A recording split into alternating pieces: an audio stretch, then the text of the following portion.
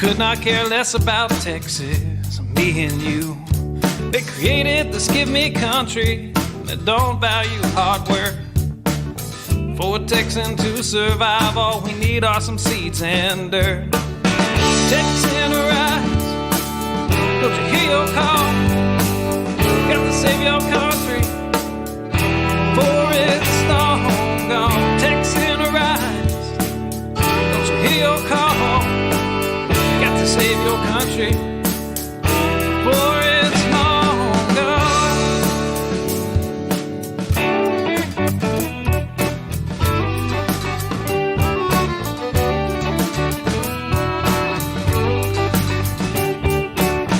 We believe in family and we value our community. Gladly lend a helping hand to a neighbor in need. And we don't believe that government should provide for all of society's needs. No, it's the pride of a Texan to give to others voluntarily. Texan rise, don't you hear your call? Gotta save your country, for it's long gone. Texan rise, don't you hear your call? Gotta save your country, for it's long gone.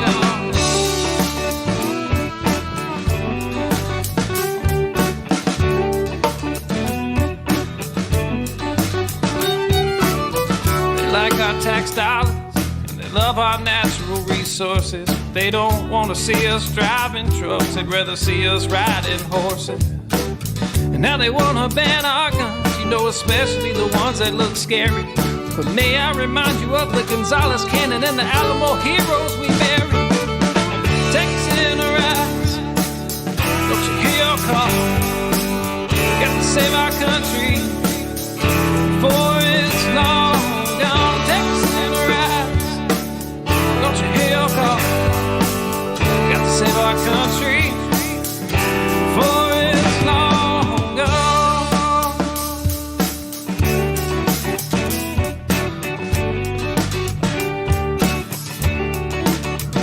This last verse is straight from the Texas Constitution, Article 1, Section 1 and 2. Look it up.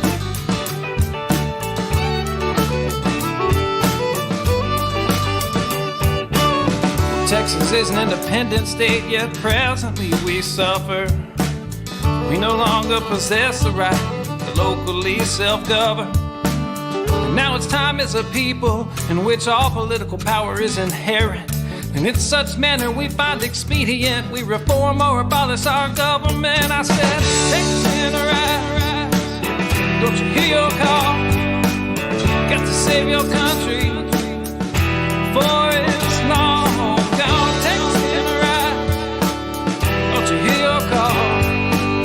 Got to save your country, for it's long gone.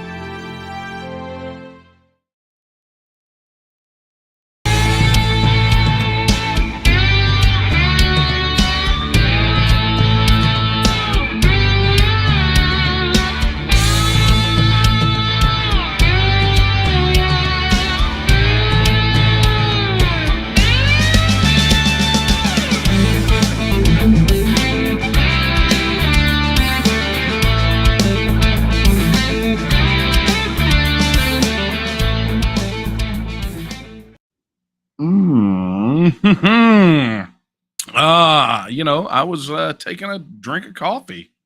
Sue me. Come on. Well, good evening, everyone.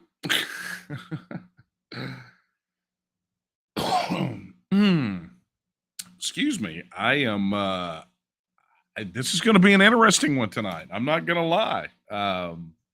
Taking my break, middle of the week, getting ready to decompress a little bit and get back to work. And tonight is going to be an all-nighter for yours truly. So I'm it's going to be a fun one.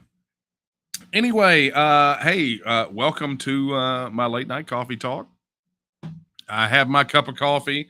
There's a freshly brewed pot sitting right on the other side of that door. And for those of you that have never been here before, my name is Daniel Miller. I'm president of the Texas Nationalist Movement, author of this book and one other, and blah, blah, blah. You get the picture, right? We're going to talk about that thing right there, TEXIT, right? And this is the time in the middle of the week where I just kind of take a break, decompress a bit, talk about what's on my mind, and answer your questions. And tonight, I think it's going to be a pretty healthy mix of both, right? Got some questions in already. Thank you for emailing into coffeetalk@thnm.org. You'll see the address at the bottom of the screen. Shoot your questions. Plus, I'll be taking them from the chat. So let me go ahead and get a little bit of business out of the way. If you were joining us on YouTube, either of the YouTube channels, mine or the TNM's, be sure to like, subscribe, and hit that notification bell so you can be notified anytime we go live or when we post new videos. And then, of course, chat is active in both, and it shows up over here on the side of my screen, which I can't see, but Kara can. And she's slinging me your questions, so be sure to get those questions in. And of course, Super Chat is active, but I would caution you to not use Super Chat on YouTube tonight. And instead, if you want to make a contribution to the TNM, head over to tnm.me/donate. We're going to be talking a lot about that tonight. Additionally, if you're watching on Facebook, by the way, shame on you, Facebook, for hiding our posts from our people.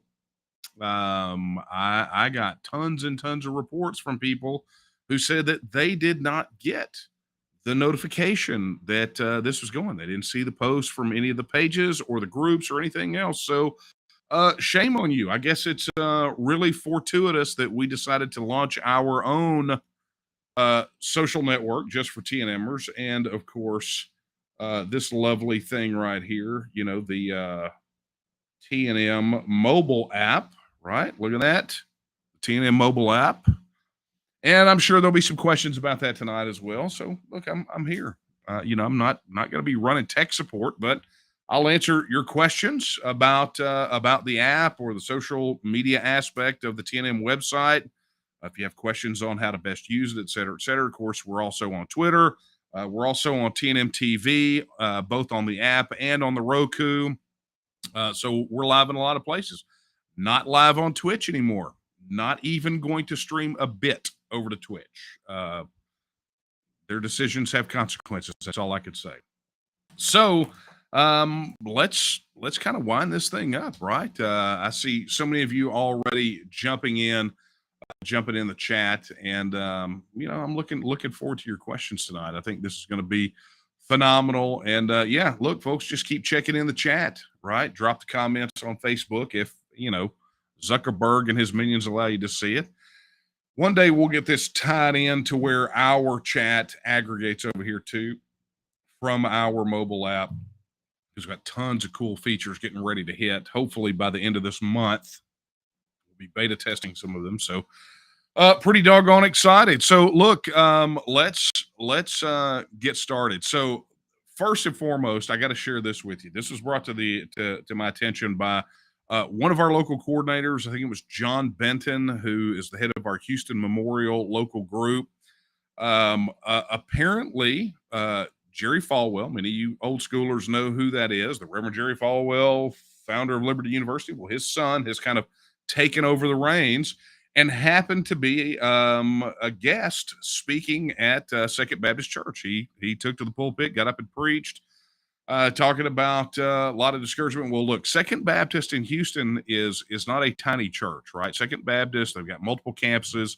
They are all over the place. It just happens to be, as I have been told, the home church of none other than Lieutenant Governor Dan Patrick. So Jonathan Falwell was there preaching on Sunday, and while he was talking about how dismal things are, and what the proper response should be to those, he just happened to let this slip. How many of you have ever, gotten up in the morning and maybe picked up the newspaper? If you do that anymore, a lot of people don't do that anymore, or more likely, if you happen to look at your phone and read the news on your phone or your computer. Have you ever done that in today's culture and in today's time? And what you say to yourself is man, I can't believe what's happened in this world. I don't know what to do. Let's be honest. I don't know what to do. I've got to be honest with you. I think all of us have felt that. Yes, the world has gone mad. And yes, Washington has gone mad. Hey, by the way, Washington has not gone mad. Washington has been mad for decades. Washington is messed up. It's crazy. And whether Republican or Democrat, they're all nuts up there. I think I've heard it, often, people kind of talk about it and joke about it, Texas ought to secede and make its own country. Hey, that's not a bad idea, but I'm not talking about that today. Well, so if I'm Dan Patrick, who may or may not be there, who knows? I'm thinking, awkward. How wonderful is that? Jonathan Falwell, no slouch, plenty of street cred, right? Comes in as a guest, not in Texas, not from Texas, doesn't live in Texas, comes in, talks about how messed up Washington, D.C. is, and says, oh, by the way, I've heard that you guys may be talking about bouncing. It's not a bad idea. Probably ought to give it some more thought. So thought I would share that with you. If the headlines, the poll numbers, the Republican Party convention plank thing wasn't enough, these guys are being forced to make have some discussion about it. By the way, speaking of, I am getting ready to do a big blow up expose on I'm getting ready. I don't know if people are talking about it being, I can't deal with that. Sorry, I'm getting interrupted by production saying that the feed is a bit pixelated. I can't help that. Look, we stream it out and what happens, right? Worst case scenario, you'll just get to see it on the playback and hopefully it looks all right. Anyway, long story short, getting ready to do a big blow up expose on State Representative Travis Clardy and particularly the things that he has said since the convention. So, we've got people commenting on these things. Look, this is a topic as much as they hate it. And here's your surefire sign. The fact that the media is still ragging on us, still ragging on the TNM, trying to figure out anything they can to just, try to talk trash on TEXIT, talk trash on the TNM. That's how you know they're running scared. And a lot of that happened post-convention, right? Speaking of convention, one of the interesting tidbits of news that hit that really, got bombarded, flooded my inbox was the results of the Texas Democrat convention, which was interesting. So any of you who participated in the Republican convention know how that thing works. It's a Robert's Rules thing. Big bunch of people try to make some decisions on some things. And what's interesting was, and the thing that hit the news, and they haven't really talked about it too much, is the fact that they had to essentially adjourn the convention without passing a platform. And it all happened. And they just slipped a little note in there. And it happened because of a quorum call. And they just kind of glossed right over that. Well, what does that mean? It means that somebody looked around and said, we don't have enough people here to do business, and said, according to the rules. And they said, we need to do a count to see if we have enough people to do business. And when they didn't, they had to gavel out without taking care of their business. Now, Fun fact, that is always a real interesting tactic. And look, I wouldn't be talking about this or reveling in it so much were it not for the fact that the chairman of the Democratic Party of Texas, the one that was reelected to continue to be their chair, has spent an inordinately large amount of time during his tenure trash talking TEXIT supporters very publicly, saying some pretty ridiculous things like, if we thought what Tom Meckler and Steve Munisteri said about us over the years was bad, his is way worse. Okay.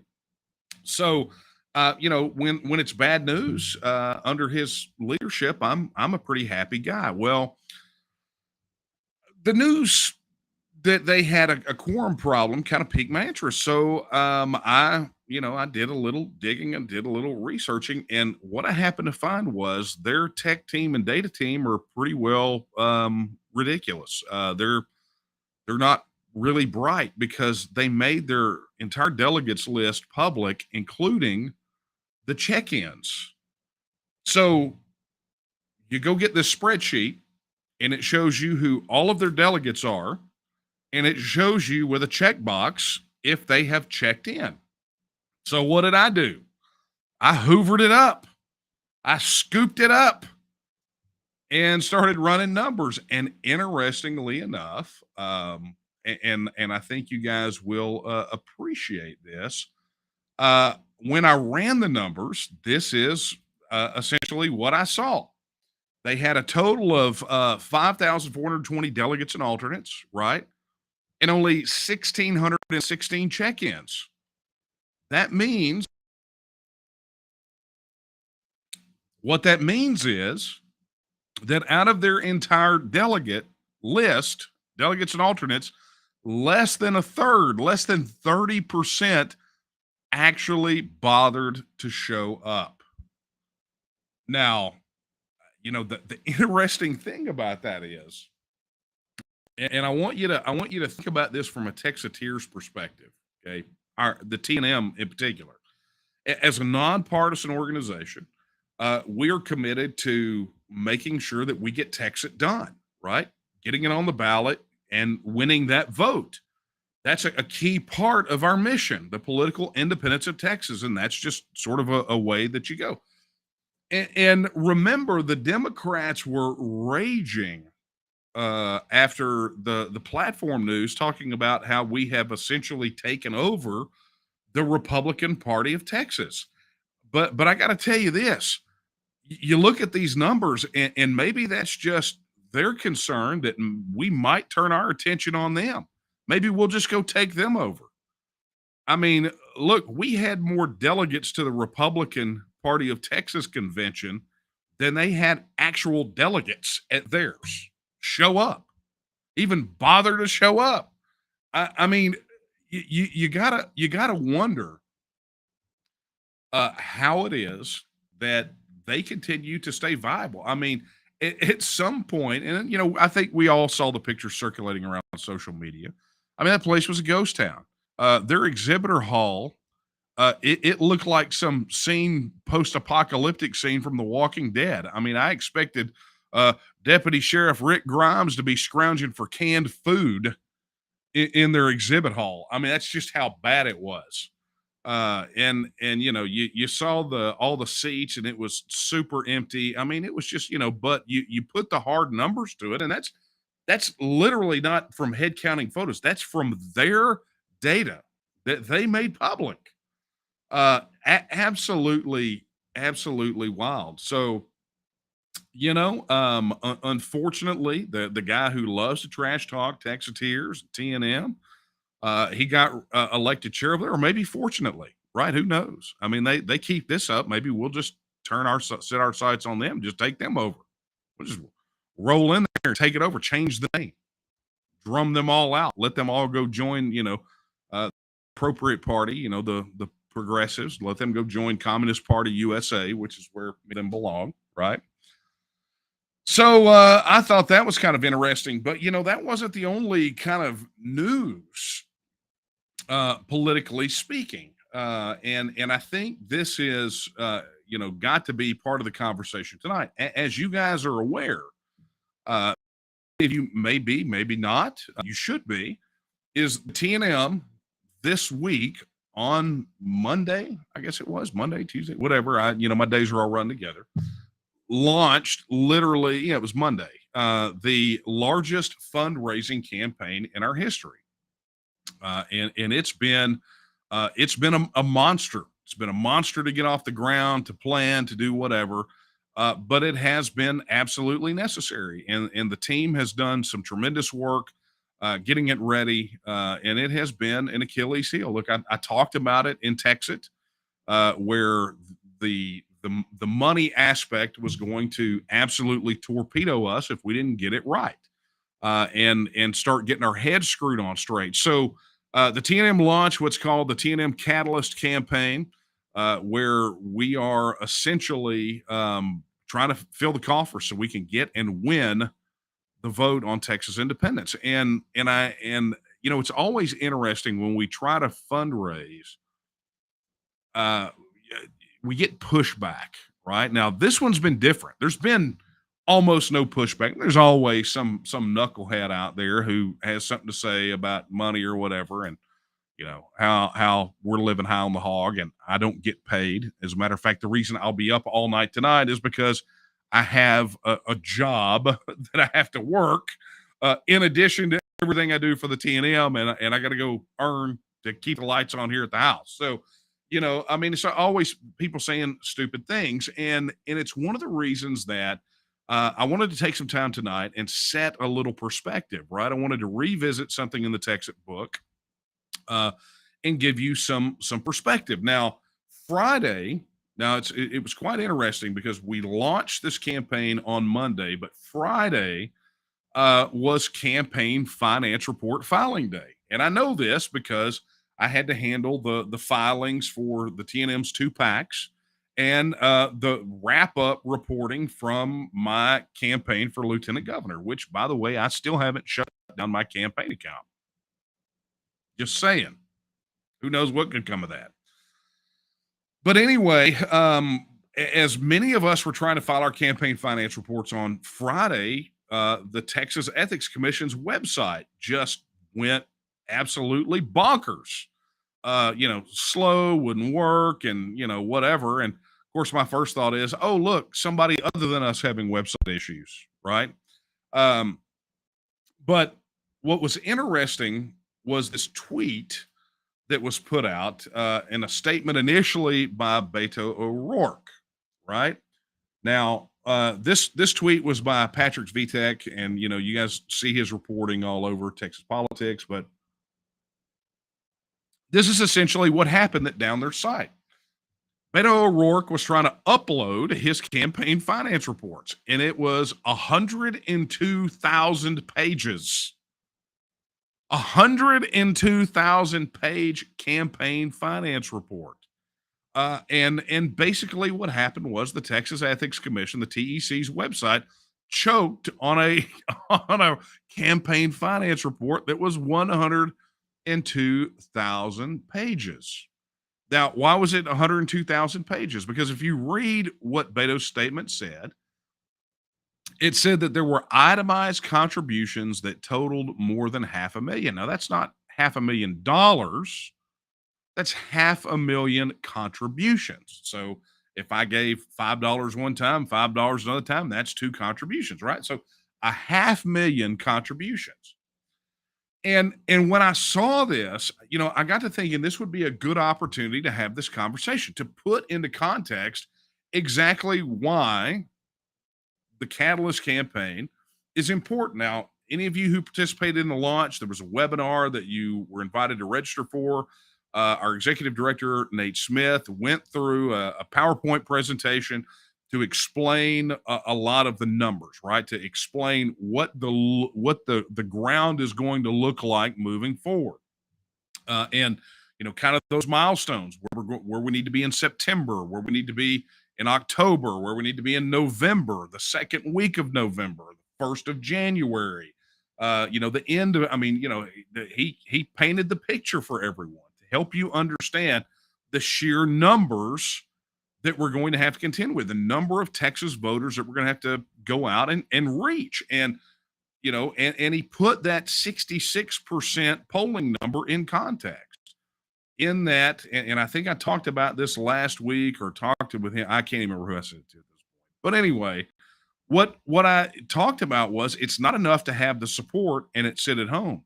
You're going to have to muster up the largest get out the vote campaign in history, both to get the vote and to win the vote. Okay. You got to show up and you got to have large numbers and you got to do big things, and big things don't happen without big money. And so, as he was explaining this pre-launch for the Catalyst campaign, then, the thing about Beto's campaign finance report, I thought, what, maybe we need to have some conversation about some perspective. So what I did was, and, ever the haters of the TNM, the Texas Tribune, do come through in some instances, particularly when their data team takes data and breaks it down. And, not that we couldn't have done it, but thank goodness they did the work for us, right?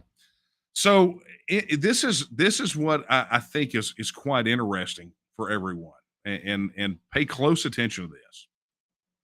So in comparison, because and why we're focusing on tonight, why I'm focusing on statewide races at the top of the ballot, right?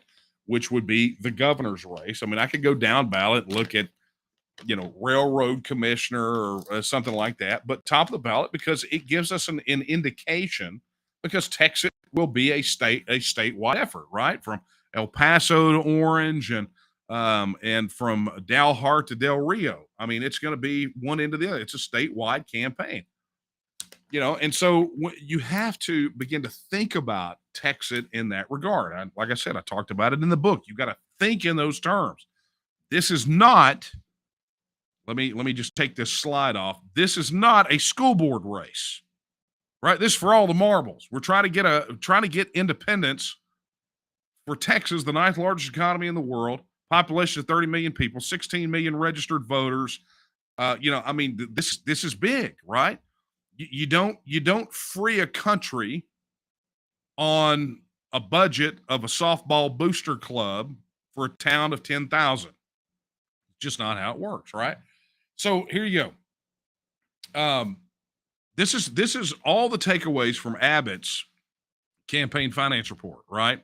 So just to give you an idea of the period this covered from the essentially the primary, right? The primary election date, March the 1st to June 30th. Okay. And during that period, he raised almost $25 million just in that time period. Okay. Not include what he had on hand, what he raised before, $25 million from 112,750 itemized contributions. Okay. So that's individual contributions, 112,000 of them, almost 113,000, totaling up to almost $25 million. Now, here's some interesting statistics, and I want you guys to remember that this is something that I have railed about, something the organization has railed about, something that we were told was absolutely ridiculous. But check this out. 14.3% of the money he raised came from outside of Texas. Now, file that away. Okay, just tuck that away. But 57% of the contributors were from outside of Texas. So, or the individual contributions, right? So 112,750, almost 60% of those came from outside of Texas. Now, let's contrast that with O'Rourke. You guys like the picture I picked? It's what I had on file. What do you do, right? During the same period, he outraised Abbott, total, not by much, in their terms. For us, I mean, that's life-changing money, right? But he raised $27.6 million. That over 500,000 itemized contributions, right? 508,000. But here you go. 47.1% of his money came from outside of Texas. So almost half of that 27.6 million came from outside of Texas. And, the percentage of contributions outside of Texas was not that far off from Abbott, 58.9%. See, I mean, it's pretty close, but the dollar figures are the key thing here, 47.1%. Now, Beto had $3 million contributions. One is from a husband and wife, but the other, quite interesting. This little line item on his report, there's contribution from to Beto for Texas from none other than George Soros, $1 million. Boom.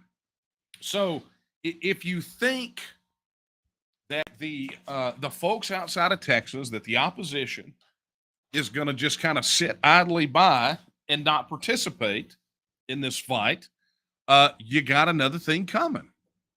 One of the reasons we have for years and years and years said we need to ban on out-of-state campaign contributions. We haven't gotten it because too many Austin politicians rely on it, including those that already hold office, right? They rely on it. So what does that mean? Well, that doesn't mean we get to curl up in a ball, and suck our thumb in the corner. It just means that we have to fight hard and understand the lay of the land, right? That is a period from about March 1 to June 30th that took place. That's what we're fighting against. And if you think, and literally I ask this question all the time out there on the campaign trail, what is the number one driver for political campaigns of any sort? Everyone, first answer right out of the gate, money. Because it's true. I mean, we can hate it all we want to. We would love for this to be just, whoever is the best, that best aligns with us. And that's often true. But the problem is it takes money to connect with people. And if they don't know you exist, then how do they know to vote for you? Well, they don't. It's just the way it works. Okay. That's why statewide can't. So it's all, it's context, right? It's all perspective. It's understanding what it is we're up against. Now, interestingly enough, and I have a clip from the TEXIT book. I thought I was going to have time to play it. I'm not going to, because I'm not going to carve out that much time. But I literally dedicate a chapter, not even really a full chapter, but a section in here on the things that's holding TEXIT back. And it's called money, right? And what it does is it sets the tone and helps people understand. I predicted in the book that the TEXIT campaign would be $1 billion, that they would pump $1 billion into Texas to scare the crap out of Texans and to do everything they could to disenfranchise. And I don't mean just campaign advertising and billboards. I mean operatives on the ground pulling shenanigans to stop this from happening, right? $1 billion. 1 billion with a B. Okay. It wouldn't surprise me. I mean, with inflation, it's probably going to be 2 billion now, right? I'm not even joking. That's the way it is. Now, here's what I want to tell you is the good news. Okay. And this was not that this was the primary reason we launched the Catalyst campaign, but these numbers didn't hurt either. So many of you know that same week that we were able to get the news about the Republican Party platform planks, we also had news about a poll that was released, poll numbers that were released from Survey USA about the supporters. And 66% of hardcore voters, they want out, right? And when you take all voters into consideration, it's 60%, okay? So what we did not talk about was some of the other questions that were asked in that poll. And we got our hands on the entirety of the crosstabs. And one of the questions was about contributing to organizations that pursue independence. And it, in the Texas results, it was quite interesting, right? So, and I'm not even going to be able to pretend to read that because it's very tiny on my screen. But what it essentially asks is if you knew of a political organization in your state, in this instance, Texas, that was working to make this happen, how much would you contribute? And they gave two options. They gave at least 200, at least 20, nothing, not sure, right? And what's interesting about that is the at least 20 was 16% and at least 200 was 12%. So, I'm a numbers guy, right? So what does that look like for us? Well, here it is by the numbers. We know that the total number of registered voters in Texas is about 16 million, right? It's a little north of that now, I believe. And we know that the average turnout for independence referenda is about 85%, right? Brexit was on the low side. Some others have been higher, but 85% is pretty average. Always high voter turnout when people are voting on their independence. So that equates out to about 13.6 million voters are going to go to the polls, okay? Now, we have to reach 50% plus one of those. We have to turn out that many. So good target, because you got to win by beyond the margin of theft, is we need to make sure we've got about 7.5 to 8 million voters out there at the polls to win this thing. And it's a massive undertaking. Okay. But when you overlay the numbers from that survey, you find out that those that are willing to give $20 or more is about 2.1, almost 2.2 million. And that's the equivalent of 40 at the bare minimum. We're talking about between 20 and 199. We're just saying, let's just take the floor on this thing. That's 43.5 million to get the job done. And the 200 or more, again, on the floor, it's 1.6 million with those percentages out of those voters.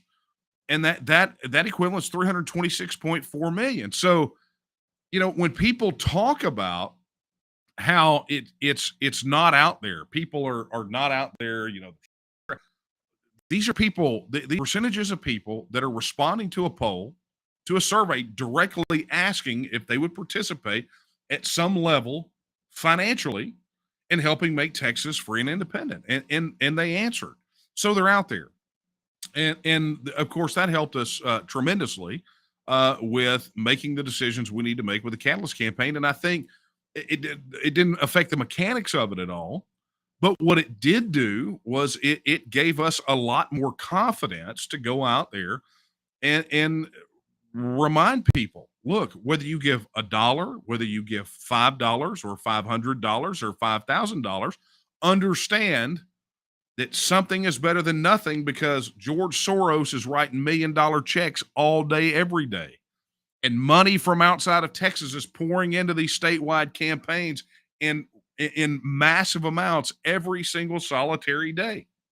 And if Beto can post up 500,000 individual contributions, there's no reason, because I refuse to believe that Beto's supporters are better than our people, that they are more committed, right? I refuse to believe. They may be committed, but I refuse to believe that they are more committed than our people.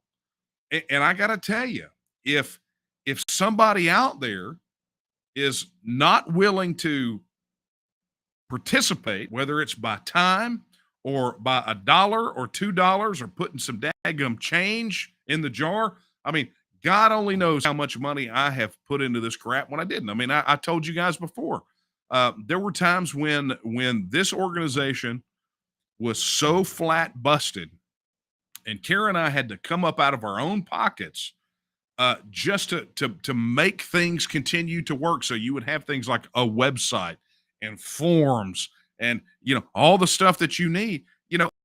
One year our kids' entire Christmas came from the Dollar Tree, because we believe in it that much, right? And we're not made out of money. I mean, go look at that mattress that I just had to take off my bed that's been there for 20 years, right? I mean, we're driving around in a very, very old Toyota Scion, because we're trying to pour as much as we can into this to light the fire, to go win, because we've all put too much into this thing to just say, those Beto people are more committed to Beto than we are to the future of Texas, our kids and our grandkids. I'm not that guy, and I refuse to believe that you're that either. So we kicked off the Catalyst campaign, and, we've been in, what is today? Wednesday, right? So we kicked it off Monday. So we've had Monday, Tuesday, and today, and it has already become the largest fundraising campaign in the history of the TNM. And many of you are super excited about it. Some of you are brand spanking new and have come to us through this for a variety of reasons. One of those I'm going to talk about here in a moment. After I get a topper on my coffee. Thank you. Preach the necessity for coffee. Anyway. So let me show you this. If you go, first and foremost, you can, what I'm about to show you, you can find on the website at tnm.me/catalyst, or if you go to tnm.me, hit any of the donation links, it's going to take you to this page. Okay. But what's great about this, and what's got, I think, people really fired up, is through this work, through the work that the team has done, Nate, Daphne, everybody else that's working on this, there have been some phenomenal bonuses, right? Many of you had heard about the Line in the Sand Society previously. We soft launched that and have run it for, I don't know, not quite a year. And that's folded in here. But the other has been a company that has stepped up, that is doing a crypto token launch based around this, all primarily to benefit the TNM, right? And I'm not going to go into all the specifics of it, but I will talk about it here in a moment. But look, in the Catalyst campaign, you can see there are plenty of bonuses over there. We've also expanded the opportunities for people to give, right? Anything of $5 or more, you get stuff. You get stuff. And it's because we've got some phenomenal people that have partnered up and agreed to do so. But there it is, like Spiffs for donations 200 or more. All you people that want Nate to release his album, that is our theme song on here, Texan Arise. You get it. He's going to go ahead and sink the 8 ball and release it first for y'all, for people who give. And then Texicon. I mean, we made a big announcement that we're going to bring back the Texas Independence Convention, or as we call it, Texicon. And you get tickets, and then you got all this stuff from the Line in the Sand Society. So phenomenal opportunities here for you to get some great things. And of course, this one here's picture. This is Jim Fry. You guys may remember him off the TV show Forged in Fire. One of the things from the Line in the Sand Society is a custom forged Alamo saber by Jason, who, as you can tell by his shirt, just happens to be one of us. So head over there to the Catalyst campaign page, find out more about that campaign. And it's really about helping us get and win this vote, right? I mean, this is what it's going to take. If you're going to compete with the establishment, you got to go beat the crap out of them. You got to compete with them in money. Now, the good news is we don't need as much as they have, right? Because we've learned over the years to fight like gorillas and squeeze the poop out of a buffalo nickel, okay? But it's time.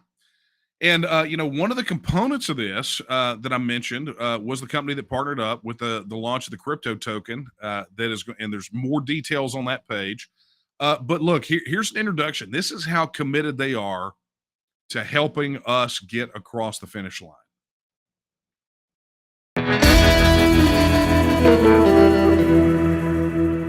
To all the people of Texas and all Texans in spirit across the world. As a free and independent people, driven by love and compassion for our fellow man, we appeal to your sense of destiny, to come together, to become the catalyst for true freedom and self-determination. The Texan token is the first endowment contract on the blockchain, which enables users to lock up financial principal to earn interest. The Texan contract features a base rate of return paid in Texan tokens of 5% annually. Those who stake or lock their tokens for longer receive higher yields. Like traditional endowments, the Texan Smart Contract enables interest scraping without penalty. This feature provides flexibility for those who choose the Texan token to secure their future. We desire for anyone from any corner of the earth who believes it is time to stand up and declare their personal independence to join together as we build a better future for our families, our communities, and our posterity.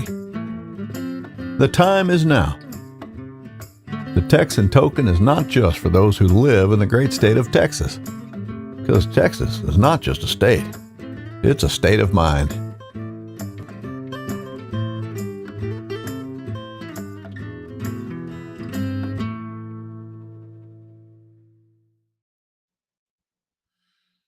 Okay. Wow. So here's the deal. I cannot answer your questions about that because, frankly, most of it I do not know. Right. But you can find out more. Go look at the website. If you go to the Catalyst campaign page, you can go take a look. There's a link there. You can head over to texan.cc and find out more about that. But the good news is, if you are a TNM volunteer, and you are, we have been issuing out for many, many years what are called independence points.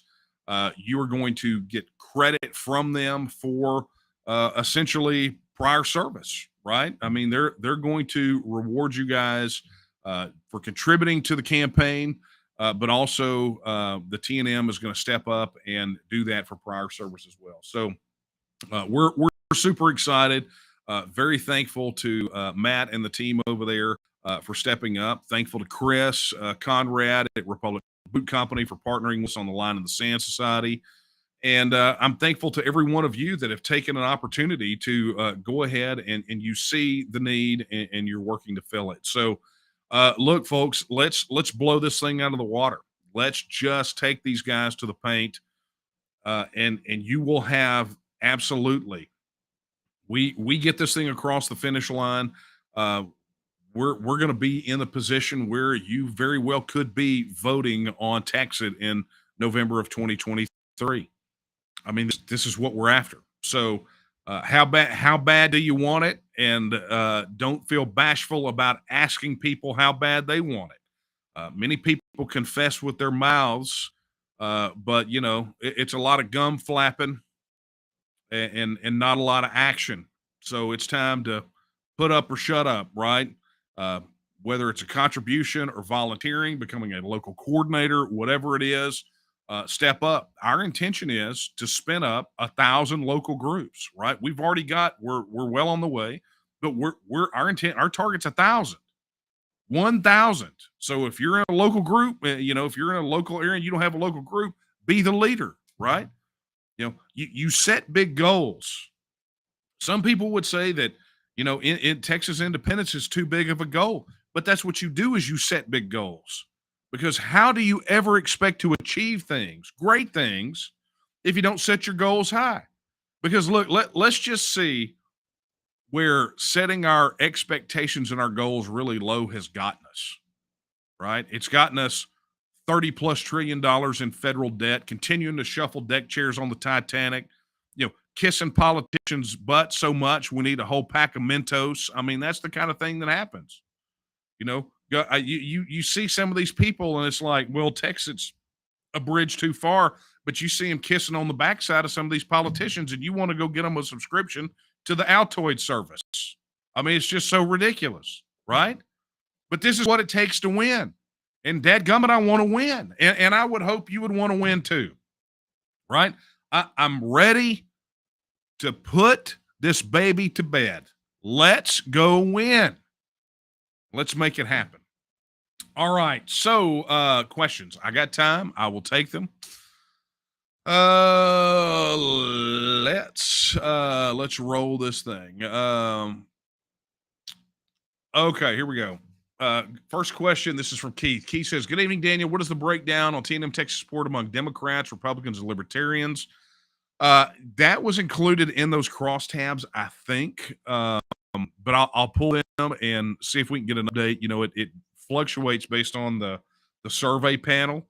But look, we've seen a consistent growth in support across all polls since 2009, all the way through that 2014 Reuters Ipsos poll. So I fully expect I'll go pull those crosstabs. I think we're going to be obviously we know where we're at with Republicans.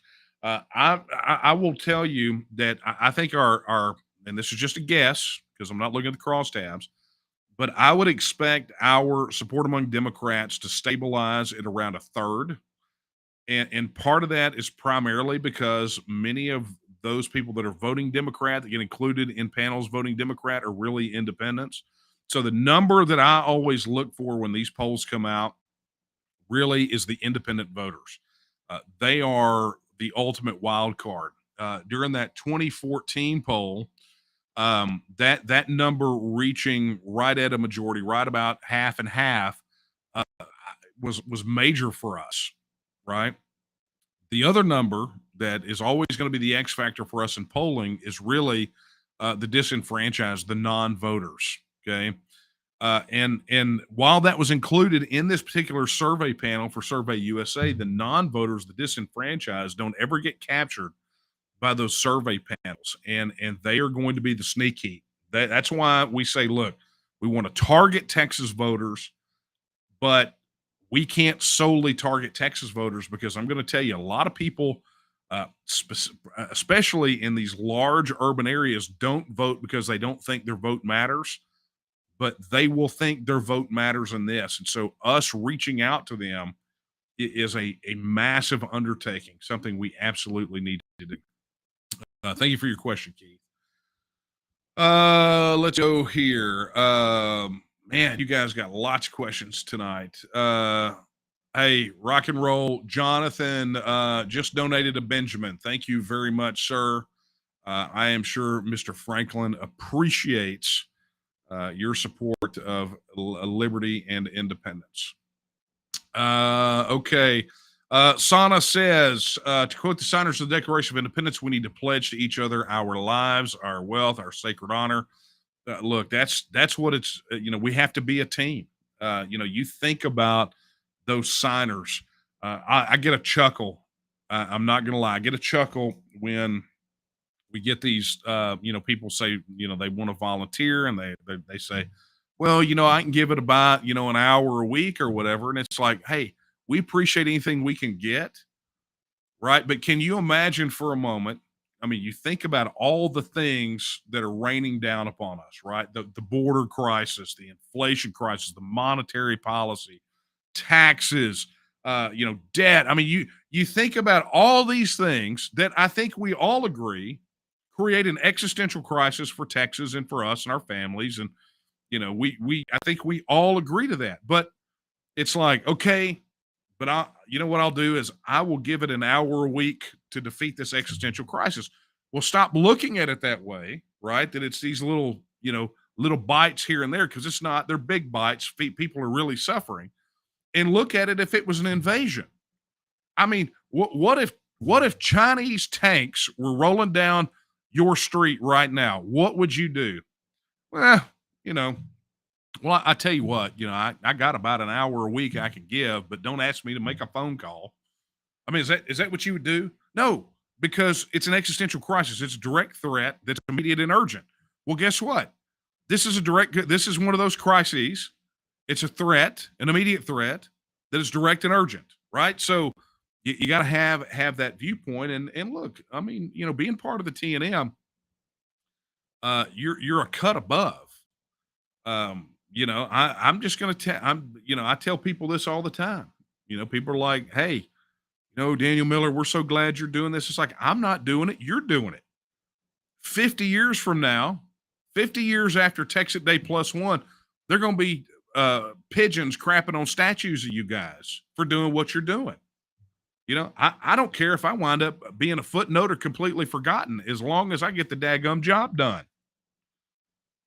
You guys are the special ones. You guys are the ones that can make this happen. Thank you for that, Sana. A reminder to everyone. Carlton says, Daniel, how do we stop out-of-state money before we become free? Legislation banning out-of-state campaign contributions into state campaigns. We pulled language from the Texas Independence Referendum Act and tried to have it as a separate legislative priority for the last 2 or 3 sessions. And these guys just absolutely do not want it. I mean, because they all get fed from it. Okay, here's one. Derek says, I'm a physician in Denton. Hey, Derek. Dr. Derek, should I say? How can I approach folks in healthcare about incentives to support Texas independence? I always get, I'll lose all my Medicare payments, or insurance companies might not pay for non-American citizens, etc. Okay, so there's a lot there to unpack, but let me just kind of do my best in the time that we have allotted. One thing to understand is that the money that Texans have paid into the Medicare Trust Fund is ours.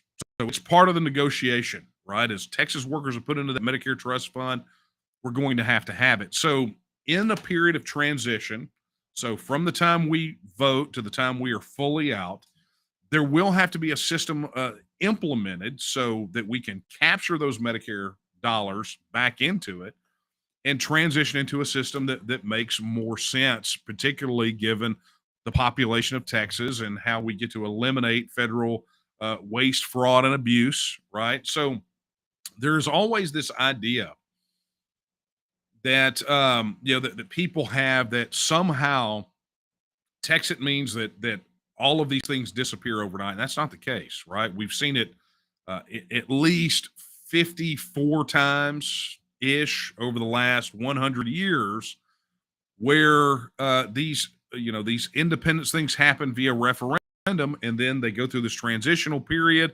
During that transitional period, that's when they take a lot of these systems. Now, here's the good news.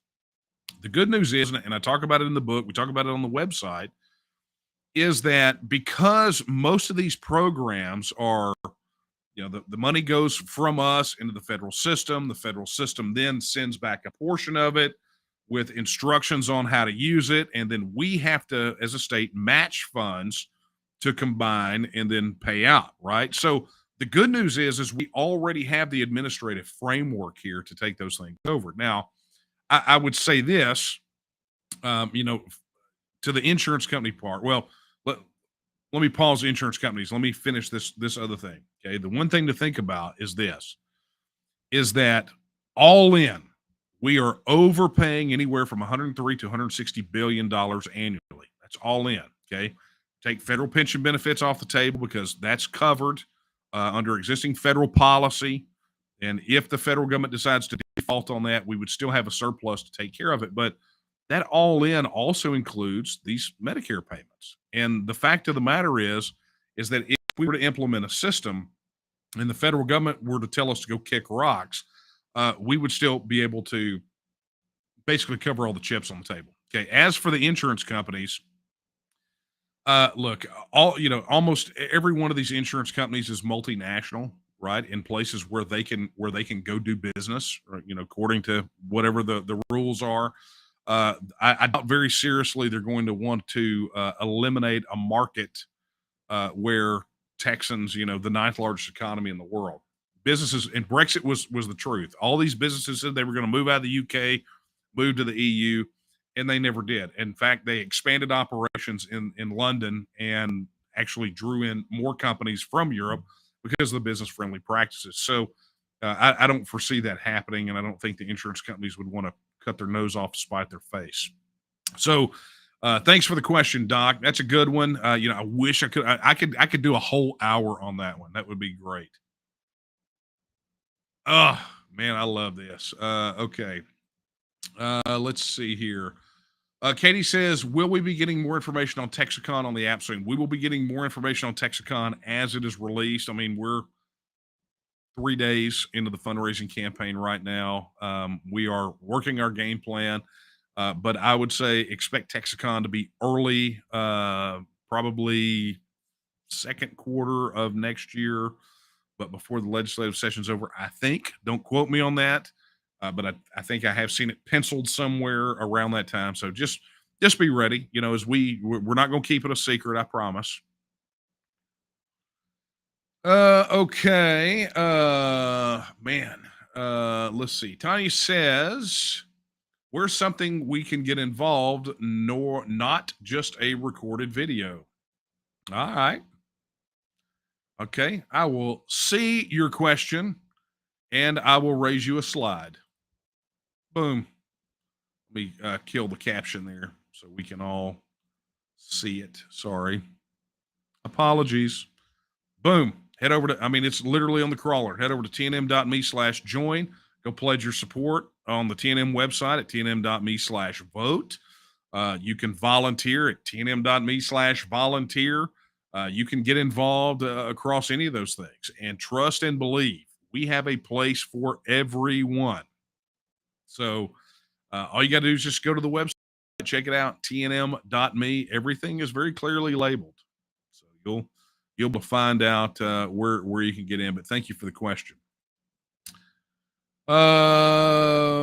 Okay. Farrell asks, are we talking with other states? The answer is yes. There's an email thread circulating around today between us, New Hampshire, and California. Yes, we are talking with other states.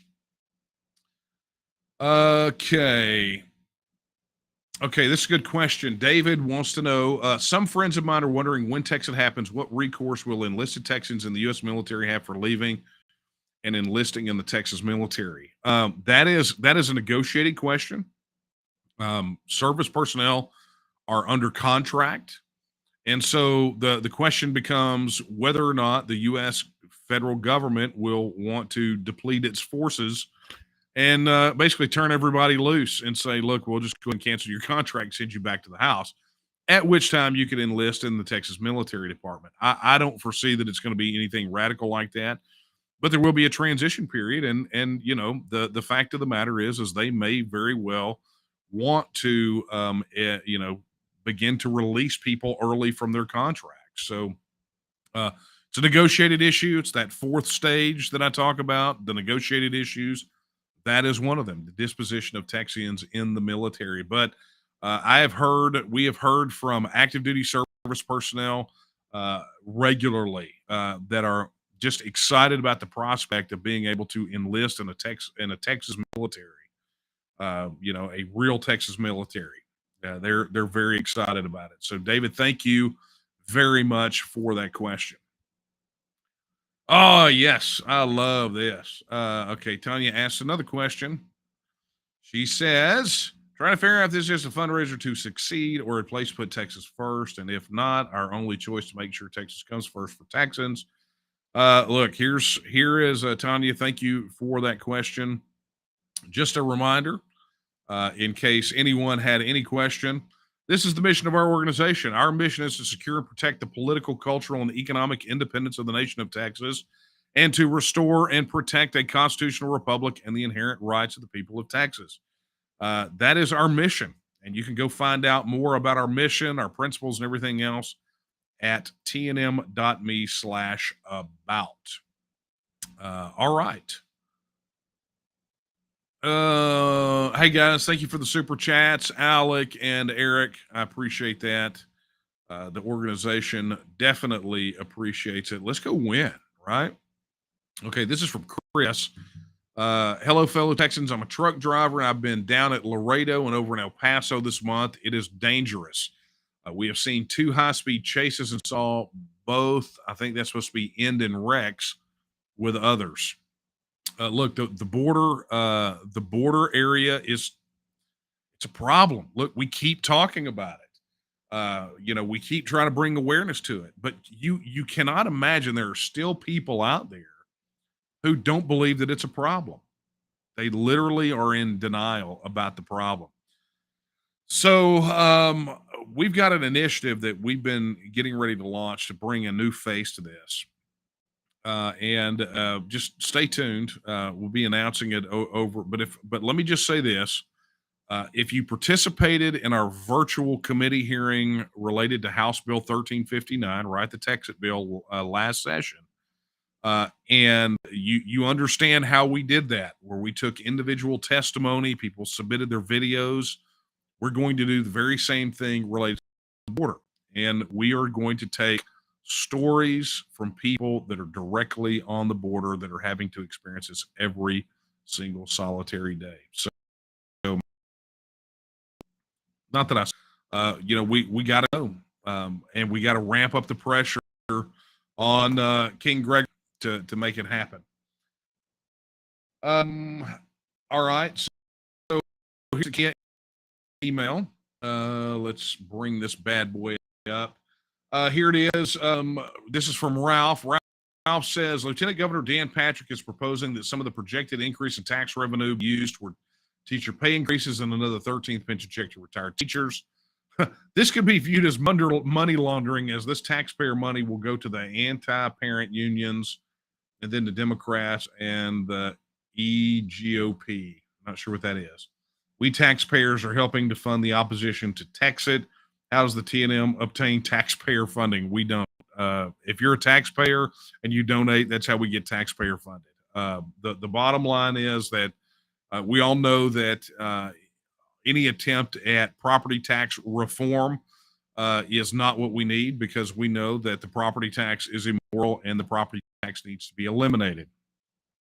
We also know that TEXIT, from a revenue standpoint, makes that case. It makes it far harder for them to continue to argue that we need property taxes when we're recouping $103 to $160 billion annually.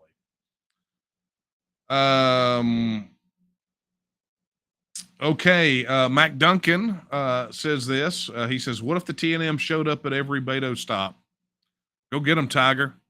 I mean, if that floats your boat, go get them. But this is what I say: every second you waste with an opposer is 1 second that you don't have to go out and connect with those 66% that are ready to see this happen, but they just need to meet a face from the organization." So, but I like to play too.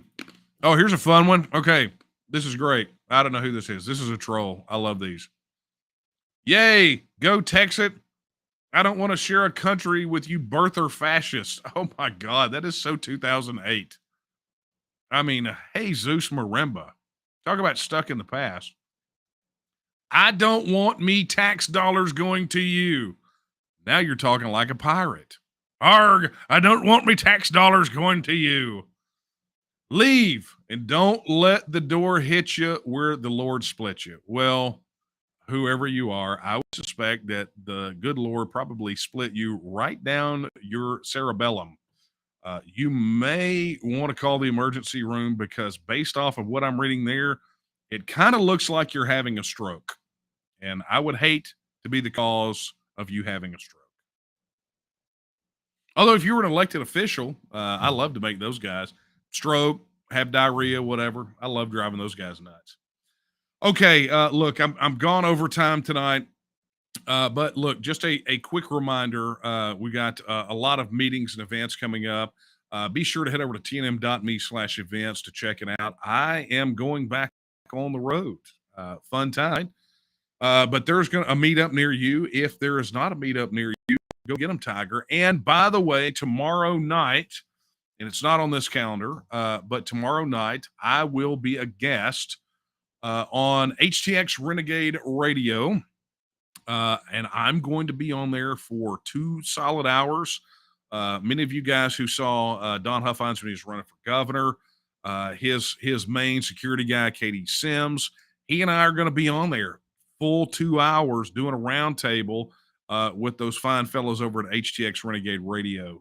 You can look that, you can find it, HTX Renegade Radio on, I think, Facebook. I think they're on Rumble. They're just search on, and when we get ready to go live, we'll do a big blitz out to everybody, tell you where you can tune in. But we're going to have a lot of banter and a lot of discussion, and I think we'll be taking your questions. So let's pretend, look, this is, you got me for a part of an hour tonight, but we're going to be taking solid 2 hours. So HTX Renegade Radio, look for it, and just keep checking the doggone, keep checking the calendar.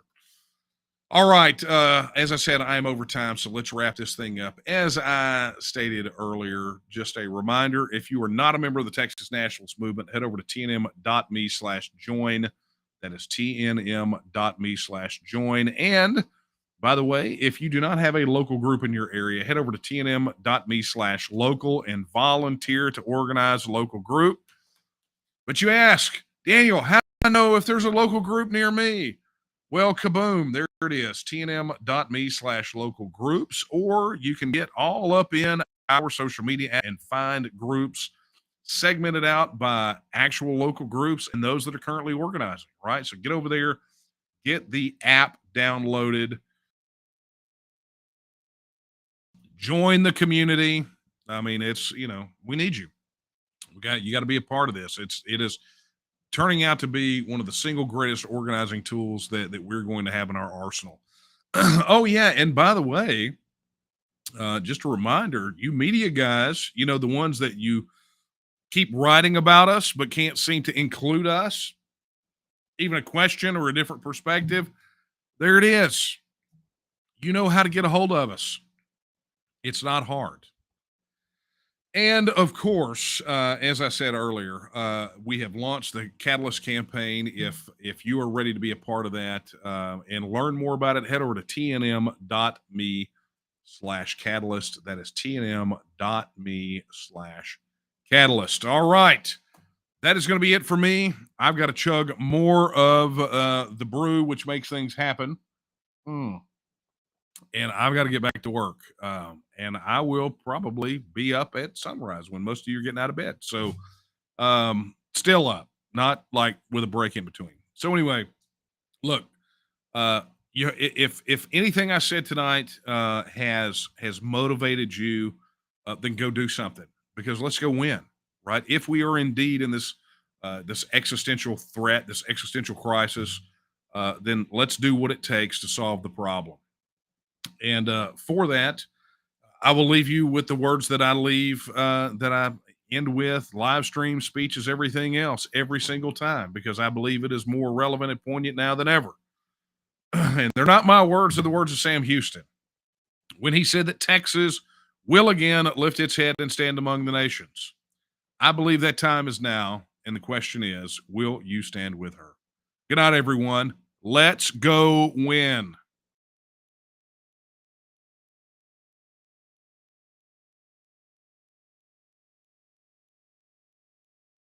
I'm Mac Duncan from Angelina County. I'm a local coordinator with the Texas Nationalist Movement in Lufkin. This is our first convention to attend and to experience, and it has been a phenomenal experience. The reception at the booth, whenever people would come by, and for us to be able to sign them up to have a vote for Texas independence. People from other states, from other countries that have come in, to be able to talk with them, to get them to see that Texas can be independent. The energy that you see, that you feel from them is phenomenal. To watch them know that they are setting the course for their future, that we are able to do this. We have all the resources in place. And so now to be able to go to the convention floor tomorrow, to have not one but two planks that's going to come up, to have that resoundingly approved, we know that we have the masses on our side.